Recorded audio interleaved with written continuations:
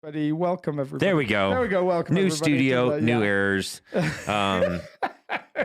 Welcome to a podcast of errors. That would have been a great name for our rebrand. A podcast of errors. More accurate. For our second rebrand coming up in 2023. By then we have like one listener who's like in an insane asylum. They just love it somehow. So there's so much in this. Yes, this is no longer the Guys Drinking Tea podcast, even though we're drinking tea. Instead, this is called the Red Couch. I love it. Same inane chatter, completely new setup, a new name. Yeah, Red Couch Theology podcast. And this week on the episode, we're talking Advent. We are. And we might mention Mary. We might mention Mary. And we might mention Alex's aversion to Christmas decorating early. Yeah. Yes. And in fact, we could start there. You just say, see, that's I told you he actually had this thing so pent up that even though he didn't preach about that, even though it's not really on the agenda, I even just mentioned I mentioned it in passing. He's like, that's the podcast subject. I feel like I have in the past. So I think there's probably a, I don't know. So here, Halloween decorating is a big deal. Not in England, so I didn't grow up with that. And then there's no Thanksgiving. So obviously Thanksgiving here is this moment that I feel like America as a country turns the corner on the race towards Christmas. It's like suddenly, like, it's like, you know, you ever do one of those races where you run, like you have to run around I don't know, a tree or whatever, a rock or something. You run around, so there's someone says run to that, you go. You're losing me. No, I'm just joking. I know what you're talking about. Okay. And then, are we talking barrel races? Are there horses involved? There's no horses involved, but there could be, I guess. But you run to something, like when I was playing soccer in high school, they'd say, run around that tree. So you'd run around the tree and you'd turn and you'd like bolt for home. And I feel like that's what happens with Thanksgiving. Like it's this rounding the tree moment. And then suddenly the mad dash for Christmas begins. Full on sprint. Yeah. And if you haven't got your Christmas decorations up before, like the day after and everything is the thing. So for me, I didn't have that growing up. So to me, December 1st has always been the date. Like, I'm just like, no Christmas music in the house till December 1st. No Christmas movies in the house till December 1st. Like, no lights on until December 1st. So I am my family would say I'm a bit of a Grinch until December 1st. So last night, actually, we got to go. And then your heart grows. It does. 2 sizes? Yeah, like would you Grinch. say? Yeah, something like that. All right, got it. And my belly becomes big like a bowl full of jelly. Is Gigi little Loohoo or whatever? She would make a good Loohoo? Lindy Loohoo. Right? Sorry, I am distracting you. Carry on. I apologize, everyone. So last night we went out to the lights at Chatfield, thanks to a person that comes to South, and so we got to go and see all the lights, and it's beautiful. And I said to Laura and the kids, like, right now I'm ready to be Christmassy. Like now I'm ready to make that move.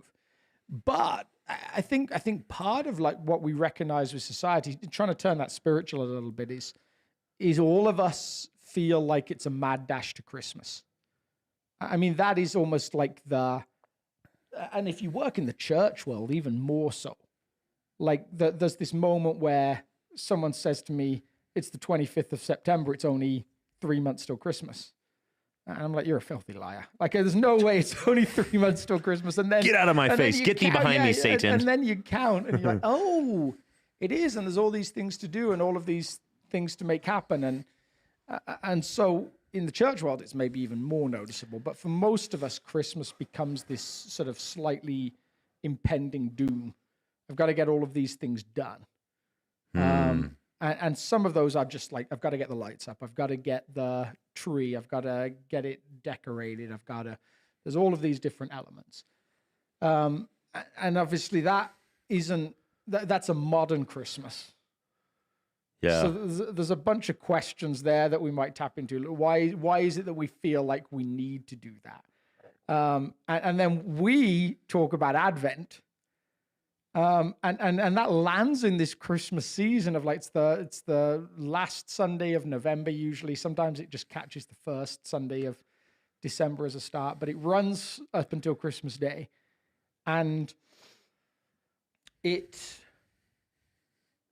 nothing like the modern day preparation for Christmas. Mm-hmm. It's almost like anti it. So the question then becomes like, are we losing something that's really valuable because we're just dashing around buying presents for 30 days? And decorating or whatever. Yeah. So it's intriguing to me. So you're just asking the question. You don't have any proposals for an answer to that question? And then, like, I'm going to throw this other thing into the mix before we get into this a little bit, is that I also, again, maybe a church person problem, but maybe affects some other, like, different work cycles that you guys listening might have, is I used to finish everything for Christmas by about December 14th. Like, a couple of jobs I had on a golf course and working as a youth pastor, I did almost nothing from December 14th, December 15th. I went to Christmas Eve and helped out a little bit, but I had no real responsibilities. Mm-hmm. And Ethan, our youth pastor, was saying that the other day. He's like, I don't really have anything to do after the Christmas parties are done. Yeah. So I had all of that. And then I became a lead pastor. And suddenly then, like, if you don't find a way to recognize this season other than working, and you wait till you're done with everything, that waiting for me and for you finishes at like 11 o'clock on Christmas Eve.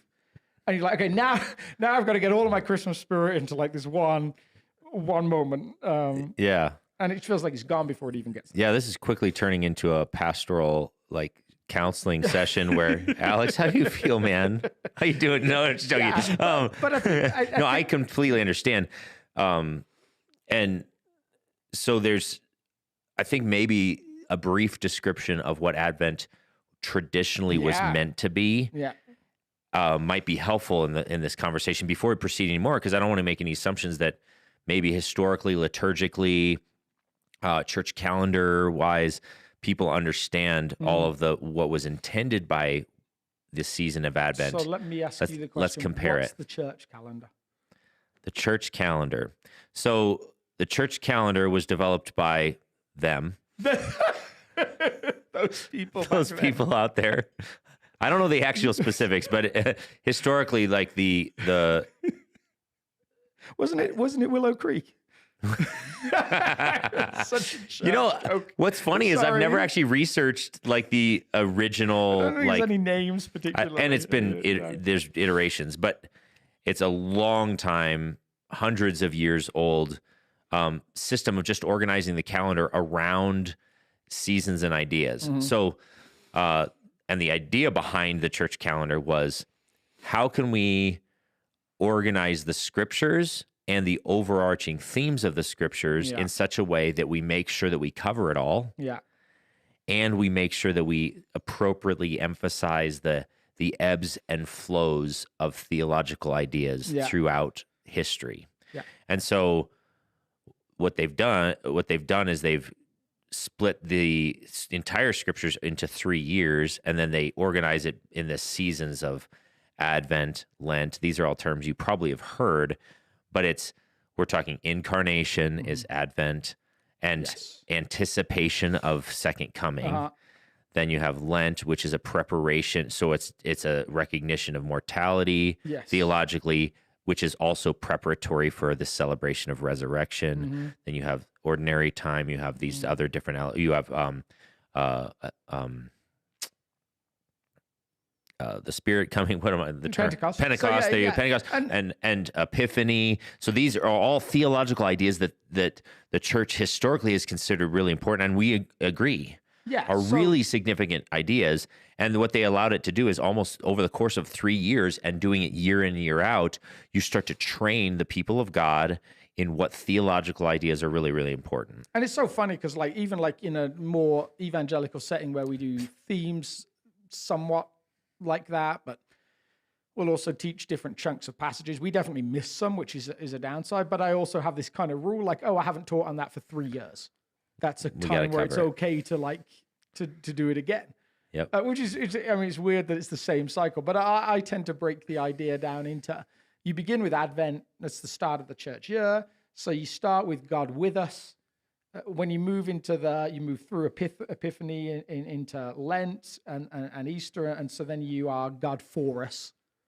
And then you move through to Pentecost, God in us. and then you move into ordinary time, God through us. So you've got these that's great. Did you come up with that? No. Nice. It's good though. It's still good. I actually haven't heard it verbally explained that way, but that's then I did awesome. Come up with it. Perfect. It's so brilliant. It makes sense that you came up with it. I'm going to write a book. So I'm going to call it the lectionary. I love that. That's such a great idea. So there is this, the evangelical church, if that's where your background is. I mean, it certainly is really for both of us.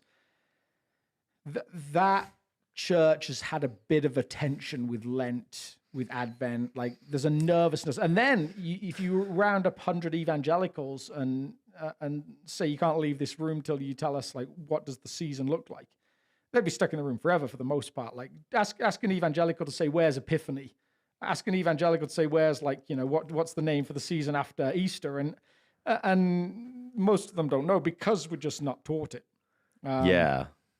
And there is this suspicion.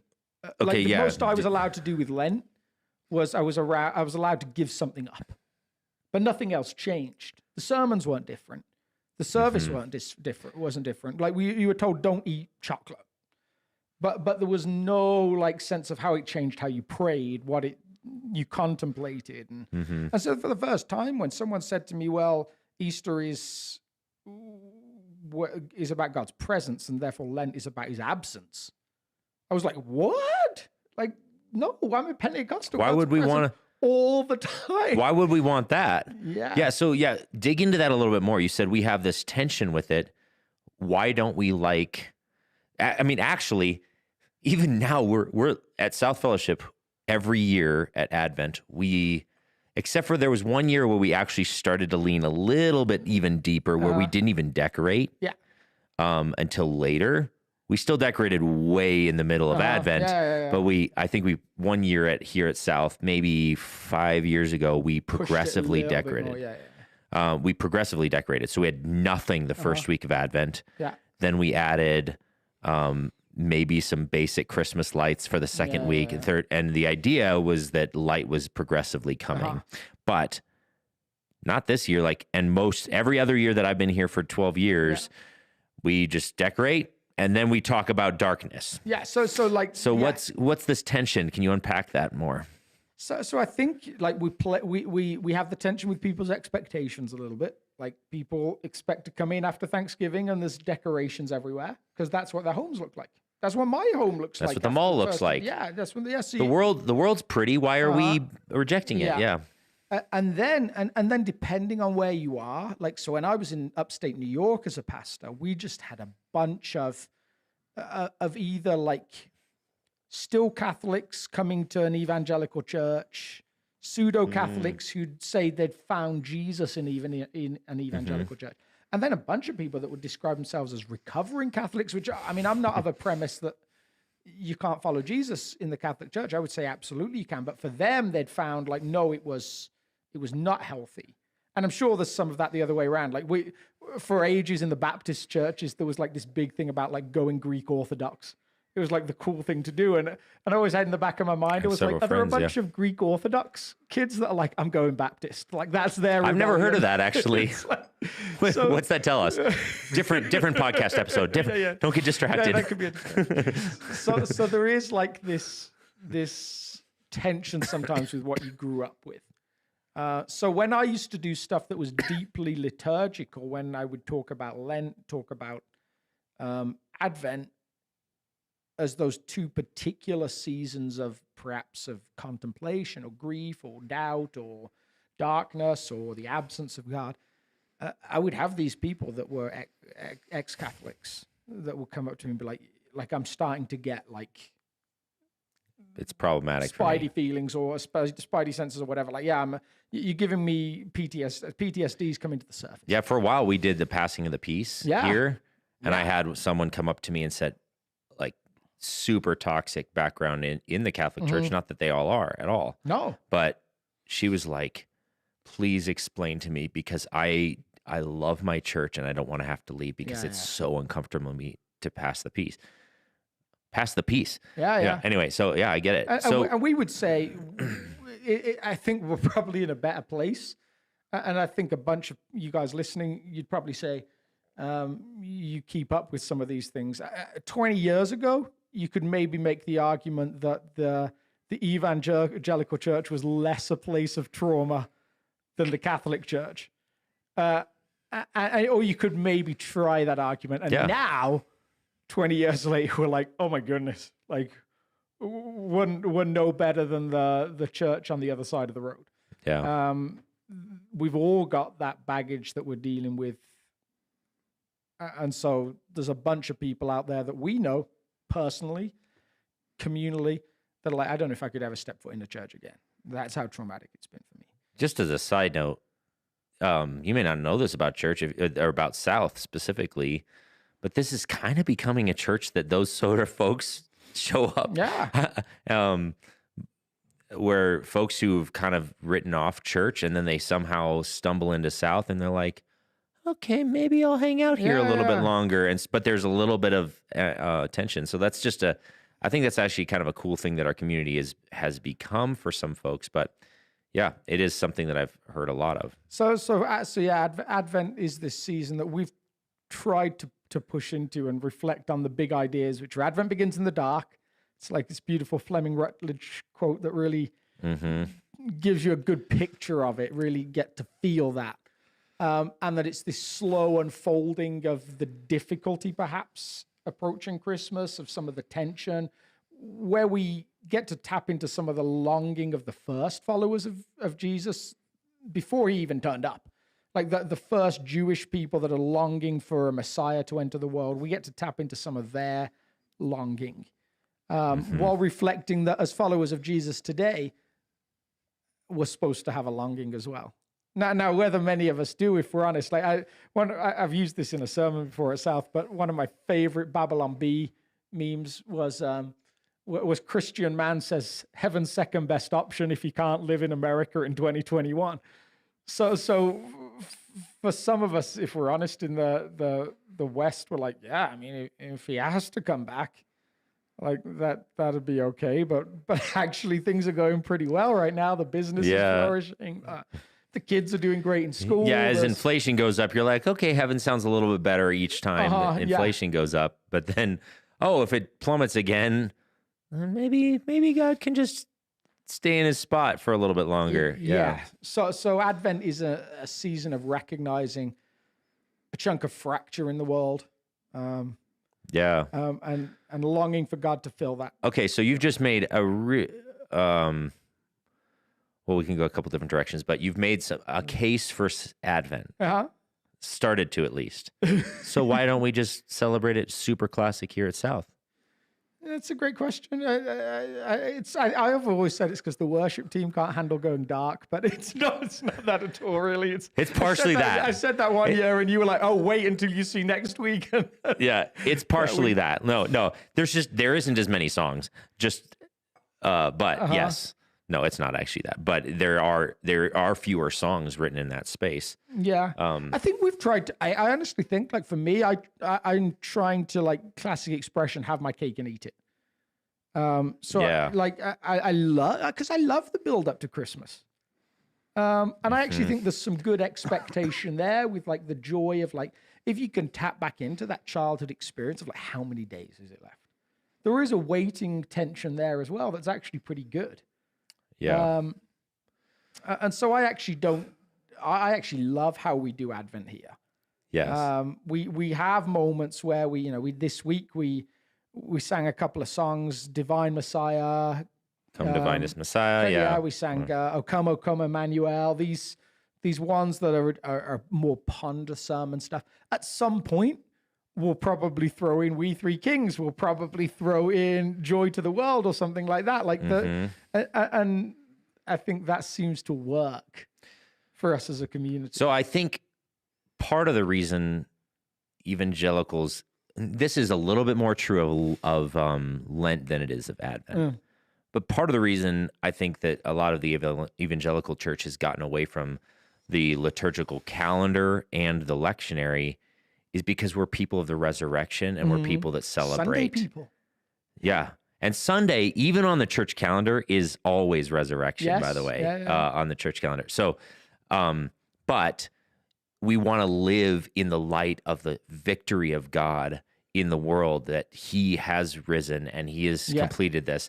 And so we don't want to sit in the dark. And then as Westerners, it gets like accentuated even further because we want up and to the right, and going backwards and choosing to dwell on the dark feels less up and to the right for absolutely. us.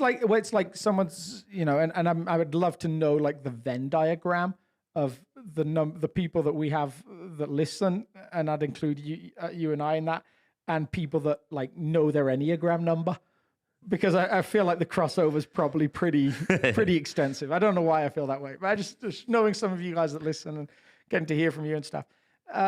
Someone once said, like, what's the Enneagram number of the church in America? If you could give the church, like the evangelical church, an Enneagram number, what did you answer? What did you answer? Well, it's a 7, right?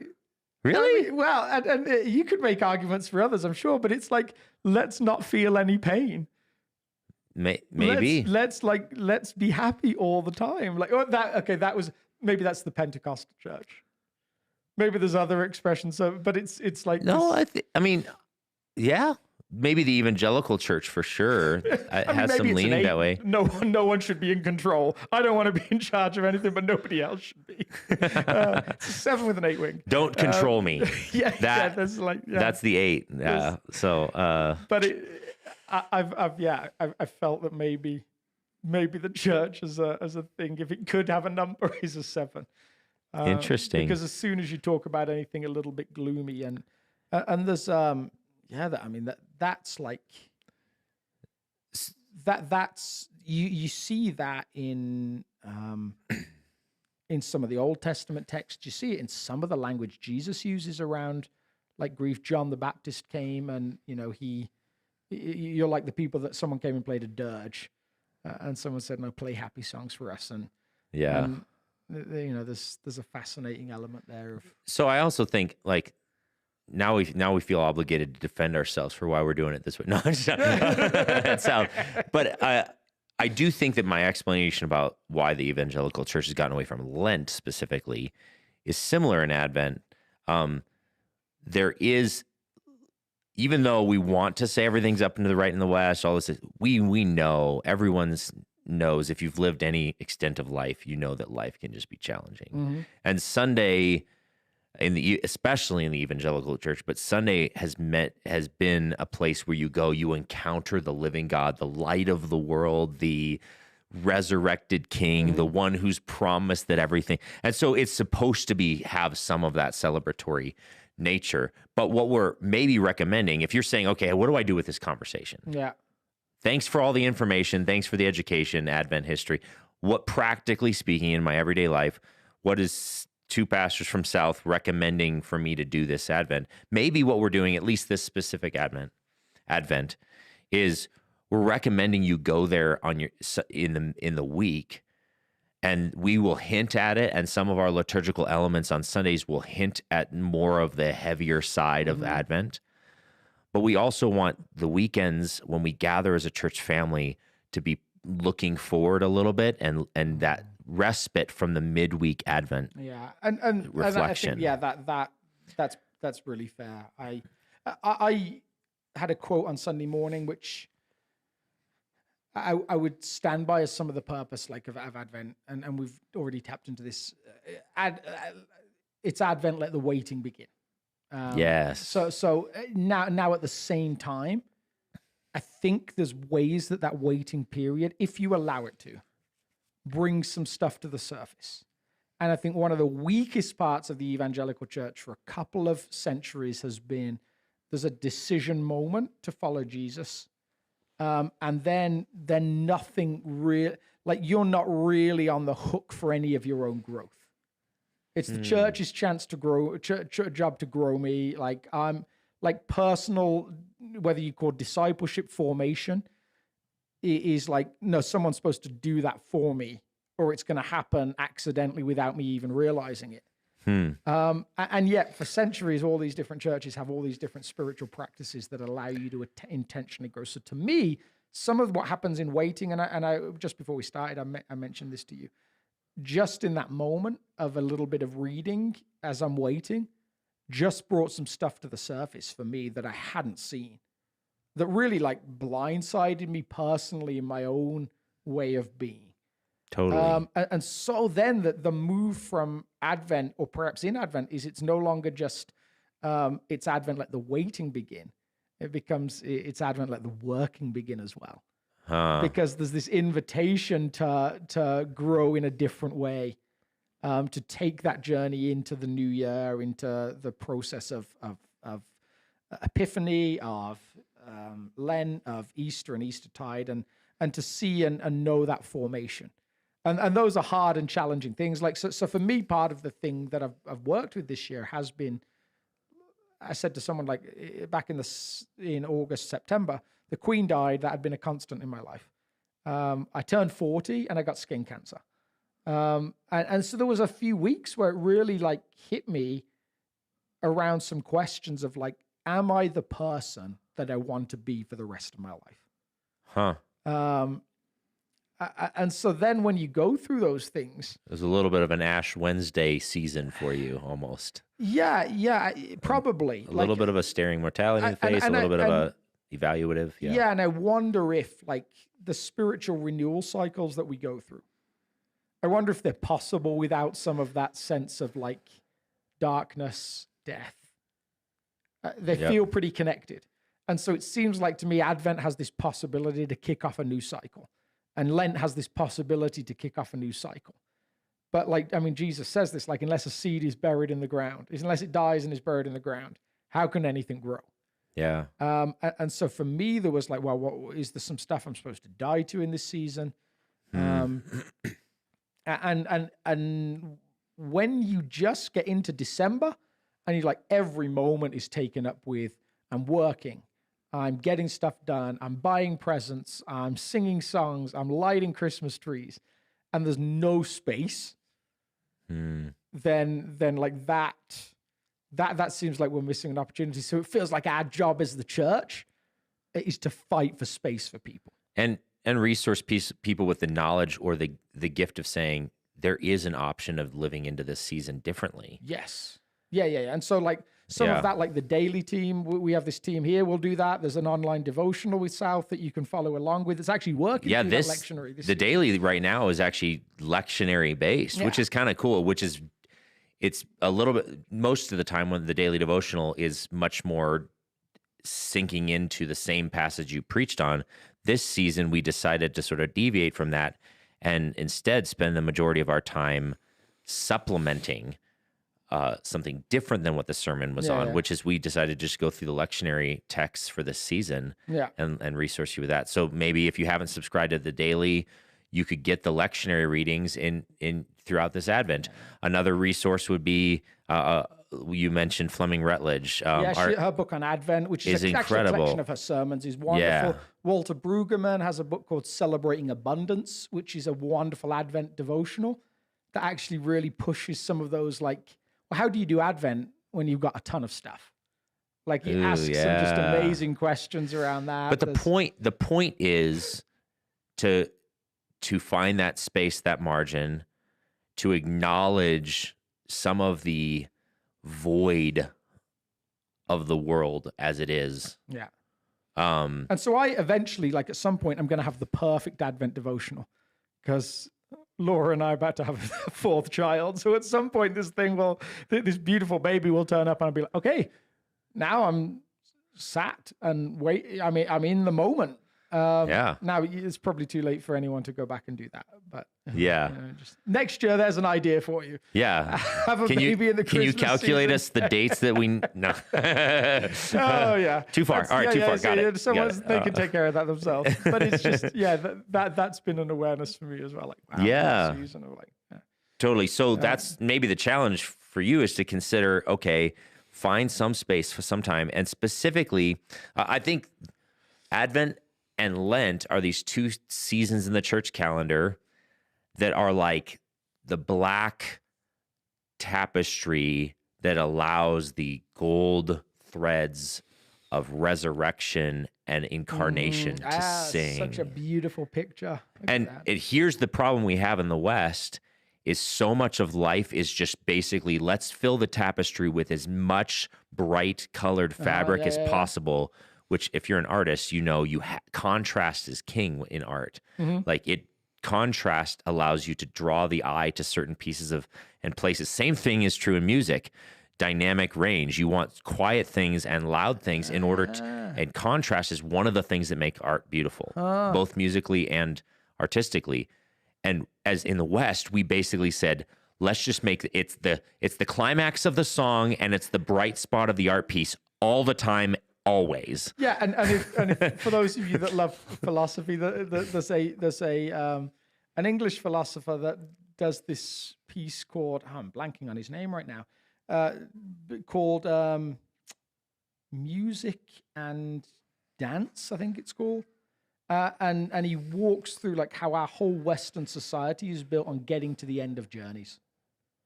Like he says, you know, that's what we want to do. We're just trying to get to the end. Like I got to get to the thing, and I get to the thing. And he says it's a lie. You do it with work. You told, oh, I'm gonna go to school so I can go to college, and then I'm going to go to grad school, and then I'm going to get into like something, and I'm going to make my way up the different levels and quotas, and then finally I'm going to open the thing that I've been looking for. And he said, you open it, there's nothing there. And we do it with everything. It's not just a work thing. Everything is that thing. When my kids get to this age, I'll be happy. When I get this house, I'll be happy. And it's all nonsense. And it seems like it's even bled into the church calendar. And you're like, the idea of the contrast is what hit me with that. Like, he talks about a symphony. And he says, well, if that was true, if it was just to get to the end, a whole symphony would be boiled down to one crashing crescendo. That would be our permanent note. And it feels like that's what we've wanted life to be, one permanent crashing crescendo. Yeah. Which you and I have both seen, and we've talked about this a little bit before at different points. You and I have both seen enough of other cultures. I mean, you lived in a completely different culture for years. So did you, by the way. Yeah, so did I. But we've both been in cultures that there isn't just resources to cover, to Enneagram 7 your way through life. Yeah. So like, you don't have that escape in some cultures. You can't just buy more stuff. You can't just, like, because that might be it forever. Like, eking it out might be it. And so it's just fascinating that there can be no crashing crescendo in those cultures because, well, there's the cycle. You plant seeds. You wait for them to grow. As they grow, you care for them. You make sure they have enough water, and you pray sometimes for water when there's not enough water because there's nothing else you can do. Yeah. And then finally, there's this moment of harvest where there's this moment of like, oh, thank goodness. Yeah. So I wish we had time to even go do a whole episode on the history of some of the timing of Advent. Yeah. And stuff, because there's actually it's actually born out of a missionary movement in Europe, and so. Like, for example... Wait, you know something about Europe that I don't know. I'm a little uncomfortable with that. So, well, like, some Christian folks don't celebrate, they don't do Christmas trees because it's a pagan roots. Well, it's a pagan roots of a missionary trying to reach a pagan nation and trying to redeem the Yule log concept. And so a lot of the actual timing of when Advent is...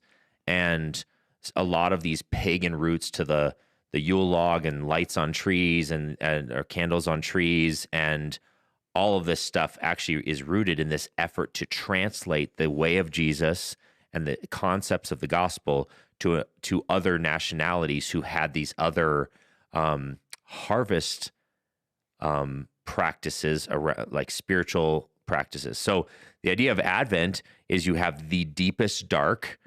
It's the shortest, darkest day of the year. December 21st. And you just,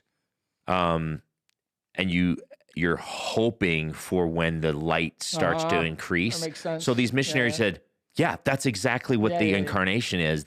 It's this deepest dark of the world, the brokenness of the world. And then just like you guys celebrate this thing, hoping for the harvest to come, and you're anticipating that light is going to start to gradually increase. That's what we want you to do with with the ideas around the resurrection. I wonder what these poor guys did if, like, they sent some of those missionaries to now reach the southern hemisphere, and they get down there like, no, shoot, all of my ideas. It's more of a spiritual darkness that we're talking about. Yeah, exactly. It's not physical. But the ebbs and flows of, so they basically took the nature of these societies. Were just saying they just observe it in nature. This is the longest day or the shortest day of the year and the longest day of the year. We get food when there's light. We don't get food when it's cold and stuff. And so they just used all those as illustrations of the way of Jesus and how the coming of God is like the advent of the light returning to the world, bringing life and all these things. So for us, like, to get to some of what we're talking about beyond, like, the broad concept of Advent, this cycle of Advent, we're actually tapping into some very traditional characters. Yes. And we should probably mention Mary. Yeah. Since you did talk about it. Was Mary, which, but she's another reflection of that fascinating tension between Catholic and evangelical churches. Because you have, like, for the evangelicals, she's Mary, the mother of Jesus. And for the Catholic Church, she's Mary, the mother of God. And they're both true in some senses. In every sense. Right? I mean, like that. We'll expand that. Like, for the Catholic Church, she's revered much higher. Much higher, yes. Like, you pray to her. Yes.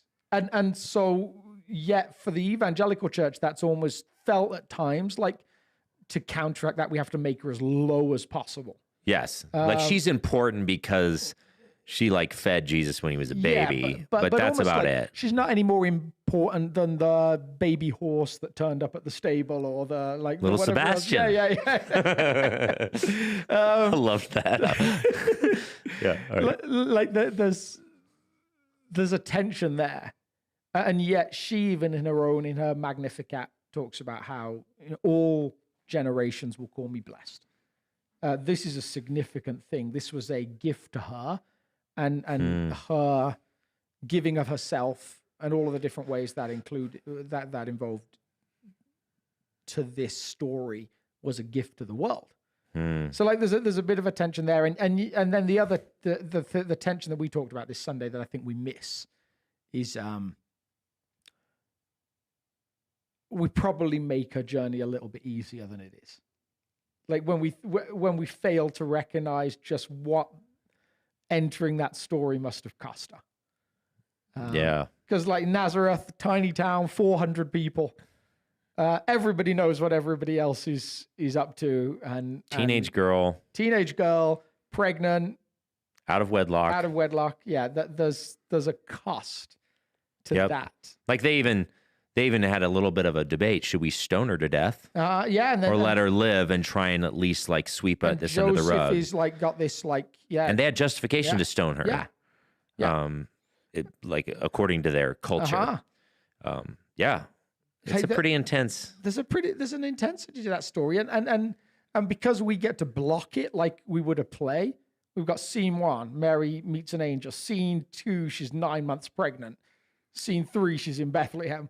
And she gives birth. Like, it's like that. And then me having a wife. Scene 4, Jesus heals the blind man.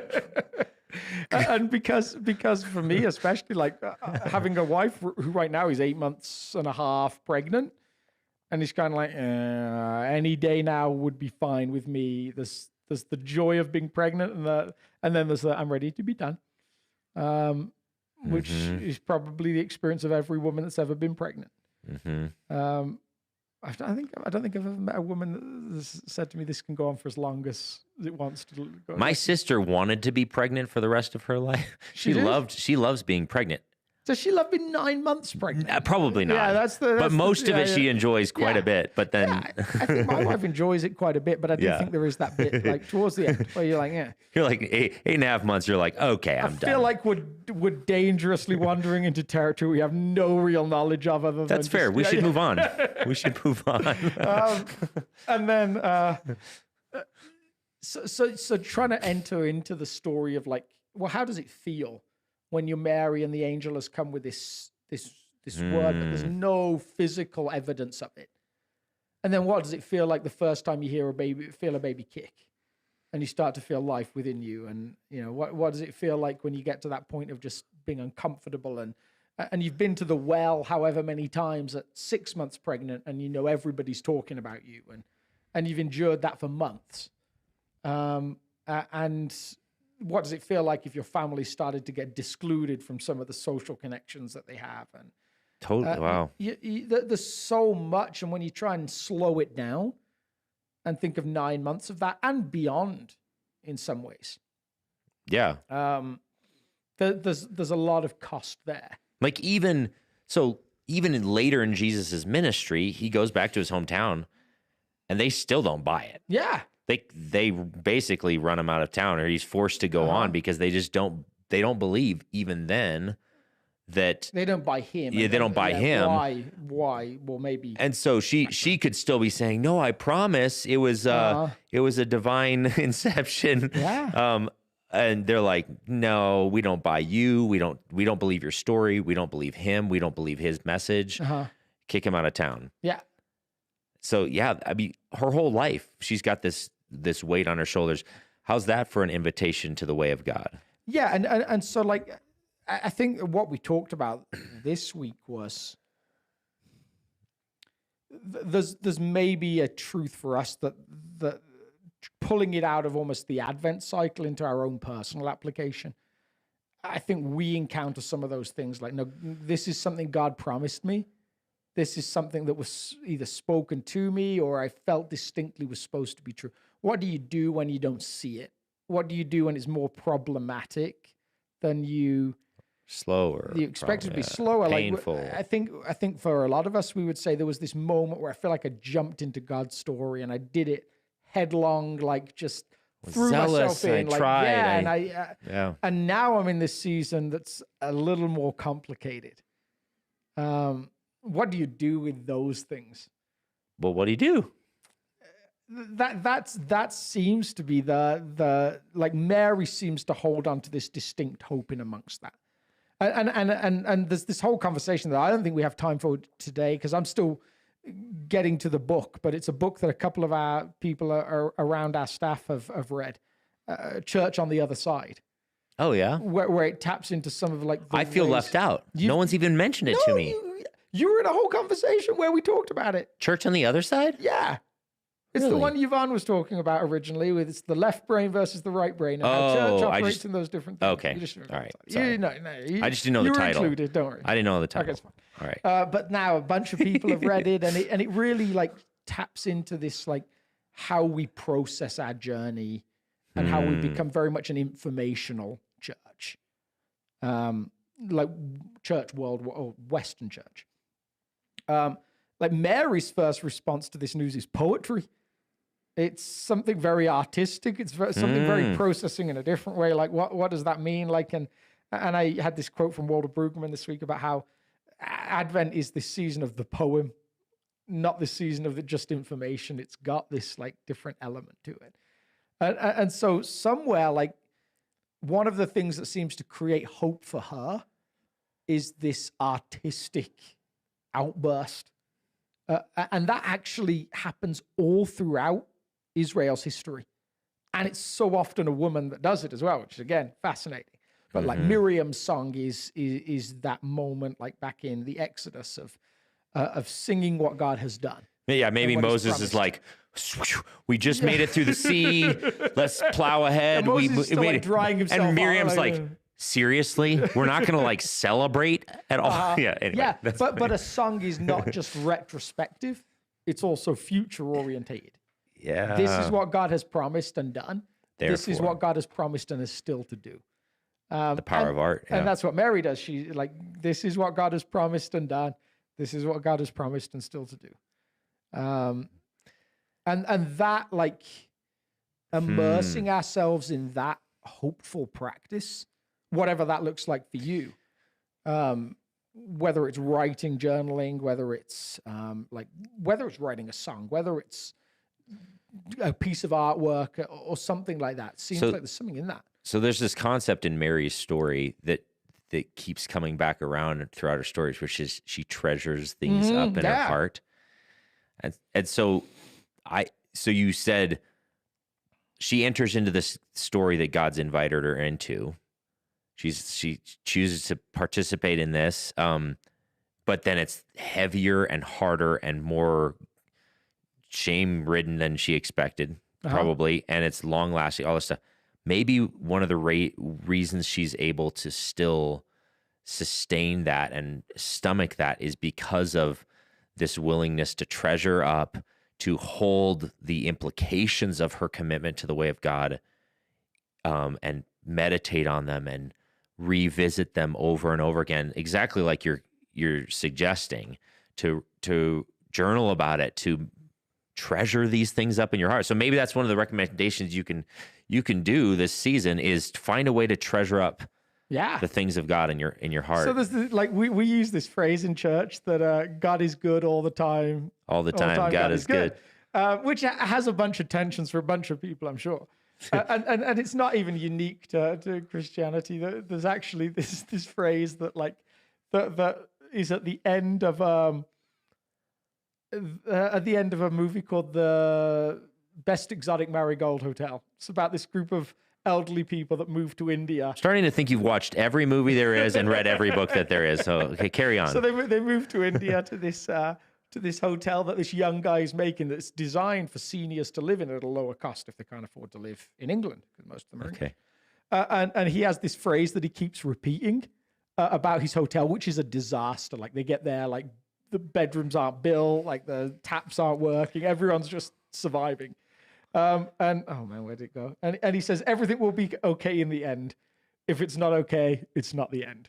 Or everything will be good in the end. If it's not good, it's not the end. That sounds like a lyric we sing here at South quite a bit. Yeah. Absolutely. Like when I read it, it hit me like that song that we sing. Like, if it's not, if like, I mean, there's multiple. The story isn't over if the story isn't good. The one, there's one in I think it's the song "Seasons" that we just sang the other week. That's really similar as well. Yeah. Now that can feel like a little fatalistic, almost, like, or a little naive optimism. And yet it's not, if it's grounded in relationship with a God who loves you and cares for you. Like, somewhere it's a hope statement that is actually powerful and life transforming, life affirming. Yeah. Which is why this season, even just pay attention to the literal physical seasons of the year. That's one of the reasons why Advent is now, is because most of us have a pretty good anticipation and hope that the days are going to start getting longer again, that summer will come again. Yeah. Why do we hope that? We've seen it over and over and over again. Trees are going to get green again. Grass is going to get green again. All these. And so is that naive hope for us to believe that the sun's going to come back out in the morning? Or no, not at all. This is the kind of hope it is. But it's colder, it's more uncomfortable, and it's way longer than we would like sometimes. Absolutely. But that's and actually beautifully, like, this is something that really hit me when I started gardening more, like my becoming old. Of like starting to garden and starting to observe birds and things like that. I'm trying to picture you like sitting on your porch, just like with your totally what I'm like. Yeah, look, there's a green warbler. It's the first one of the year. Is that a crocus emerging from the ground? It knowing that there's a connection to a hard winter with great plant life coming out, like planting tulips in fall. And knowing that they need a good hard winter to emerge, and there's something about their brilliance that's connected to a winter that's long and a little bit difficult. And if winter breaks too soon, they may not grow well. Like, actually, there's all these fascinating elements to life. Totally. That just, and that, again, that song "Seasons" that we intentionally started Advent with taps into all of that. Yep. The longer the waiting, the greater the harvest. It is fascinating. That's not naive optimism. It's this intentional trust practice that Mary enters into. And now then, like, then the hard part sometimes we get very tied into what good looks like at the end of the story. We feel like we know exactly what it is. Yeah. And then like there's a trust process of saying, good might look a little bit different than we think. What happens when like good isn't what we want? So I'll throw in like a personal thing there for me. Every time I have a child, like this part of me, again, Enneagram 7, that starts to ask questions about what if this child has like something that isn't. Yeah. I'm going to uncarefully, I guess, use the word normal, like, but like is a challenge. And as an Enneagram 7 person, you have those moments of like, oh my goodness, like what would I do? Like, how would we handle that? Like, can't do this with them, can't do that with them, all those different things. Every parent I know that has a child with some kind of disability or some kind of struggle. Yeah. Only talks to me about the amount of life that child has brought into the family, sometimes because of that thing. I had a student that I worked with, who's probably not listening, but if he is, Tyler Tish, one of the great humans in the world. And I remember we had a girl turn up in a wheelchair once to a youth group I was running. And he was the only one out of a bunch of kids that went over and spent time with her. Every week would talk to her, would just, Yeah. And this guy's like, we always used to joke, like this guy's like, you meet him and you like, he's a pretty good looking kid. And you're like, he's probably not very smart. And then you realize like he's top of his class and everything. And you're like, well, okay, he's really smart, but he's probably not an athlete. Like he's like, and then you find out, no, he's actually like crazy athletic. And then you're like, he's probably a real jerk. Then it's like the nicest kid you've ever met. And you're like, what the heck? Come on, man. What's going on Give with the you, rest man? of us Like, a chance. And then you meet his sister, who has something similar to Down syndrome that isn't fully diagnosed, who he adores. And like to watch him and Ellie and the way that he cares for her and loves her. And you ask the question, maybe part of what makes him who he is his relationship. Absolutely. Yeah. So you realize like God's goodness in stories doesn't always fit our standard pattern of goodness. And there's probably times where Mary's saying this story isn't finished yet. And there's other times where she might say, I know what good looks like, and yet good doesn't look exactly as she. That's the whole trust thing, like to trust that the story's not finished, but to also trust that God's understanding of a good story might be a little bit different.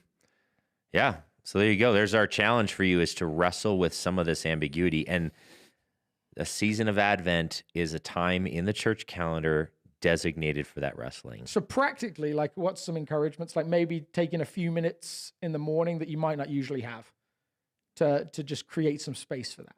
Like for me, one of the things I actually love is on a winter morning, just to go outside wrapped up for just a little bit and just to feel the cold. And to feel the winterness of it and the slowness of it. And that I think is a practice. Or to meditate upon the coldness that's in the world, or the darkness that's in the world for a moment, and say, yeah, the world still needs him. Mm-hmm. I long for him to come and make it better. And that longing, let that longing for his presence, for his arrival, for his second arrival, to just swell in your heart. That longing is good, because that longing is what helps you sustain the darkness and participate in bringing the light. That's what this season's for. Real simple liturgy that you can throw in is like, most of us have lights in our house.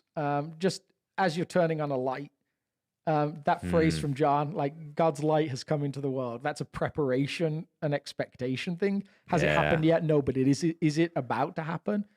Yes, you actually intentionally get to like become excited about it.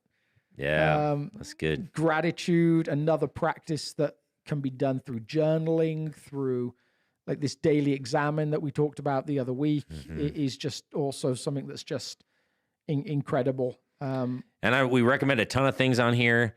Just try something. Try something different that changes your pattern of life in this season to help you prepare. So we've already gone 55 minutes. Look at us. It's like standard, right? It is standard. If you're still listening, thank you for doing that. Especially as we're sort of rebranding all this stuff, it'd be great. We don't have, not to shame you, but come on, guys. If you like this show, we have no reviews on iTunes, I don't think. I think you and I maybe have reviewed it. And I think I saw 3. I put it in my review. I'm biased because I'm part of this show. So if you give us some reviews, it really does help us to get the word out about it. And for some weird reason, some of you like this. And so if you actually do, I'm going to just make multiple iTunes accounts and just with pseudonyms. It's going to be like Guy Incognito. Alex, Joe Mystery. Alexis. Anyway, so yeah, that helps us out a lot. Thanks for tuning in this week. And if Alex isn't on the show, it may mean that he has a little one that he's holding. So maybe I'll just bring them to the show. Yeah. Oh, that'd be fun. There you go. Yeah. So, awesome. I love it. Thanks for tuning in. See you guys. We will catch you next time.